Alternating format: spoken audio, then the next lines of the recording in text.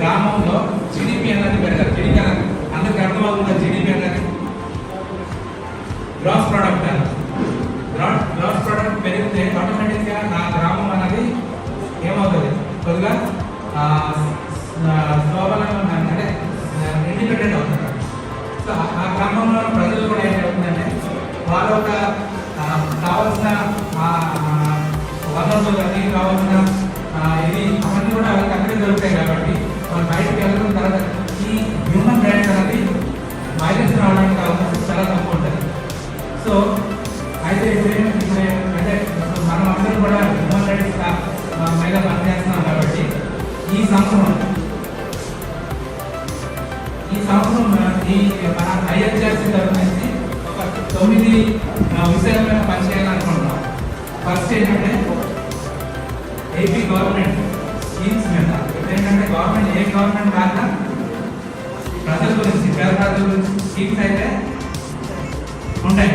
So ఆ schemes ప్రతి పేద ప్రజలకి అందాలి అన్నది ఒక లక్ష్యంతో మనం అందరూ చేయవలసి ఉంటుంది. ఎందుకంటే ఒక్కొక్కసారి నేను పనిచేసిన నా ఎక్స్పీరియన్స్ నేను చెప్తాను. ఎందుకంటే ఇప్పుడు జాబ్ కార్డ్ ఎన్ఆర్జీఎస్ కార్డులు ఉంటాయి కదా, ఎన్ఆర్జీఎస్ కార్డులో వాళ్ళు పనులు వాళ్ళకి రావట్లేదు. ఎందుకు రావట్లేదంటే వాళ్ళ జాబ్ కార్డ్స్ పేరు ఉండట్లేదు. ఎందుకు ఉండట్లేదు అంటే వాళ్ళ డాక్యుమెంట్స్లో చిన్న చిన్న పార్ట్ ఉంటాయి. అనగా వాళ్ళ డేట్ ఆఫ్ బర్త్ అంటే వాళ్ళ సర్టిఫికేట్లో ఏం పేరు ఉంటుంది, ఆధార్ కార్డు ఇంకో పేరు ఉంటుంది. సో చిన్న చిన్న డిఫరెన్సెస్ వాళ్ళు ఏమవుతున్నారు, లబ్ధిదారులకు వాళ్ళు కావాల్సిన స్కీమ్స్ని పొందుకోలేకపోతున్నారు.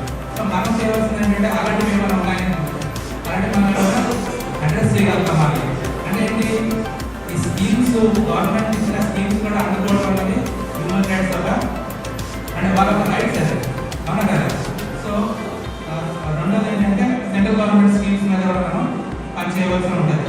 తర్వాత చైల్డ్ రైట్స్ మీద చిన్నపిల్లలు ఇప్పుడు చైల్డ్ లేబర్స్ కానీ అలాంటి ఐడెంటిఫై చేసి వాళ్ళని ఎలాగైనా రెస్క్యూ చేసి మనం వాళ్ళకి మంచి ఎడ్యుకేషన్ వచ్చేటట్టు మనం ప్లాన్ చేసుకోవాలి. అయితే ఇదంతా ఏంటంటే మనకి ఈ సంవత్సరం ఏం చేయాలి అనేది చేయాలి అనుకుంటున్నాం. ఆ అంశాల మీద మాట్లాడుతున్నాను. తర్వాత రెండోది ఏంటంటే డొమెస్టిక్ వైలెన్స్, ఉమెన్ ప్రొటెక్షన్స్ మీద కూడా మనం పని చేయవలసి ఉంటుంది. సో అది కూడా ఏంటంటే డైరెక్ట్గా మనం హ్యూమన్ రైట్స్ వైలెన్స్ అనేది మనం తీసుకుంటాం. తర్వాత women empowerment, youth empowerment. Women empowerment, youth empowerment ఇంకా నేను చెప్పాను కదా జీడిపి అన్నది.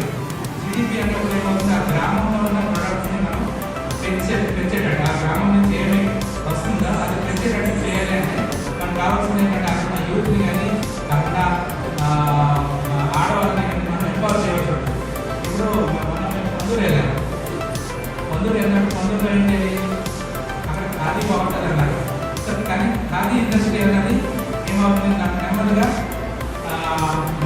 ఆగిపోతుంది. అంటే ఎందుకు అయిపోతుంది అంటే చేనేత కార్మికులు ఉన్నారు కదా, వాళ్ళకి కావాల్సిన సపోర్ట్ కానీ వాళ్ళకి కావాల్సిన ఇది కానీ రావట్లేదు. కాబట్టి ఏమవుతుంది, అది నెమ్మదిగా అది తగ్గిపోతుంది. అలాంటివి ఎక్కడైనా మనం ఐడెంటిఫై చేయగలిగితే అక్కడున్న యూత్ని కానీ అక్కడున్న ఉమెన్ కానీ అలాంటి స్కిల్స్ డెవలప్ చేసి అక్కడ ఆ ప్రొడక్ట్స్ మనం బయటకు తీసుకురాగలిగితే అది కూడా మనం ఏం చేయవచ్చు,